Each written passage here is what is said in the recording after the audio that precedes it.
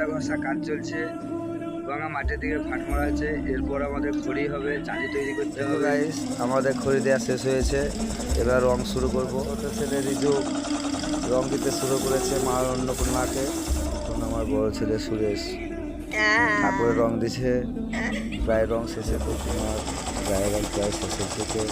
সুরেশ চালির রং করছে, রিজু মৌ রং করছে। আমাদের গায়ের রং কমপ্লিট, এবার চোখ শুরু হবে। মা অন্নপূর্ণার চোখ দেওয়া হয়েছে, এক থেকে চোখ আঁকা চলছে। শিব রেডি চলছে। কি কাজ চলছে আমরা মা অন্নপূর্ণার চুল লাগাবো, ওদিকে কাপড় চোপড় পরা হচ্ছে।